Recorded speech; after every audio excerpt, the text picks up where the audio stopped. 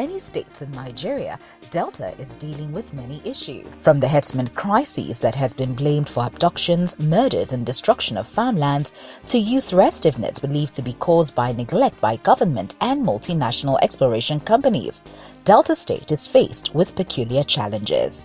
With Governor Ifeanyi Okowa re-elected for a second tenure, expectations are high that he fixes these problems. Delta State House of Assembly Speaker Honorable Sheriff Oborewere talks on the government's proposed solutions. One of the problems, in fact, it formed a campaign subject for the opposition during the governorship elections, was infrastructural problems. I mean, Asaba is decent, Warri is decent, but when you get into the hinterlands in Delta State, there seems to be a lack of infrastructure, example roads. Now, how do you intend to make legislation in the 7th Assembly that will ensure that infrastructure is better in this 4 years? The governor was named the roadmaster. You can't just be named roadmaster. Let me talk about in Asaba. You can see the storm drain that is going on, and you see the level of work that is going on there.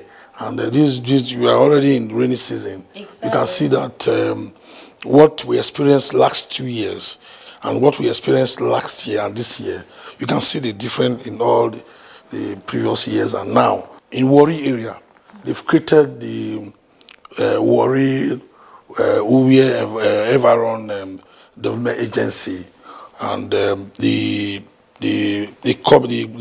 board have been actually inaugurated, and I believe that they will also emulate what has been done in Asaba, and I believe that it will also work because we're also having that same challenges. The challenge we have in Asaba is also the same thing in Warri.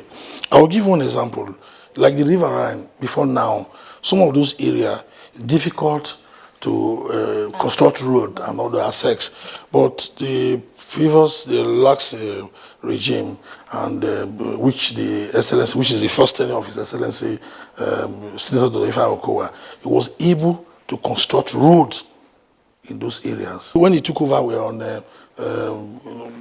in the Niger Delta, like the oil production, producing states, we are number 4 when the government took over. But presently, we are number 1. We are top presently. It's amazing. Because now, when the people see that the money that is being from the area, being made from the area, and be also turned back into the community, and they're happy. It's interesting because I was really going to talk about youth restiveness in the Niger Delta and in Delta State in particular, because, you know, a lot of reports internationally and locally have continued to say that these young people, most of them, this is driven by environmental degradation, the youth restiveness, and the belief that all of the monies and a significant amount of the monies gotten from oil exploration in their local communities have somehow not been represented in their communities. So you find young people are unemployed. Unemployment is a huge issue across Nigeria, but Delta State has a significant rate of unemployment, youth restiveness.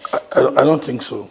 Anyways, but I don't think so. My question here is, what is this administration doing to ensure that young people are gainfully, if not employed, but occupied?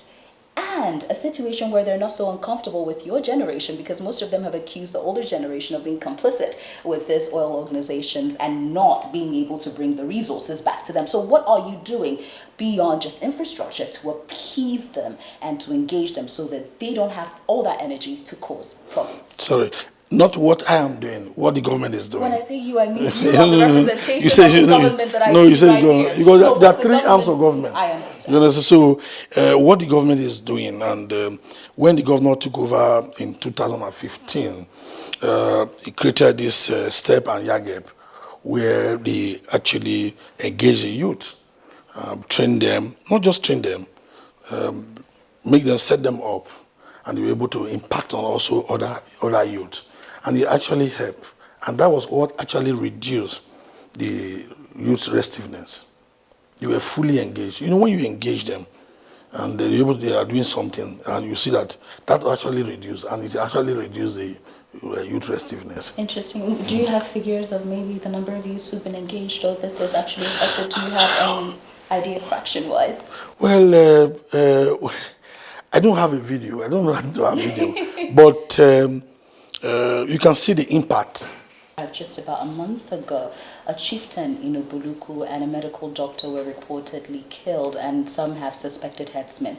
And just about a few days ago, a lot of farmers in local communities from Anyocha and so many other communities have been complaining that most of them don't even go to their farms anymore because of this herdsman crisis that date all the way back even beyond this administration. Now, what is this government doing to ensure the peace and safety of people in Delta State, especially the farmers who will have to encounter these herdsmen?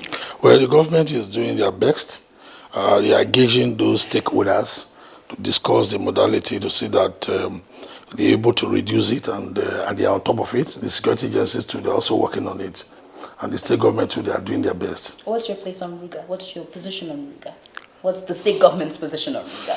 Well, in Delta State, we are looking for lands to do farm, and it's not just about issue of just because we are oil producing and that we are not into farming. We are still into farming.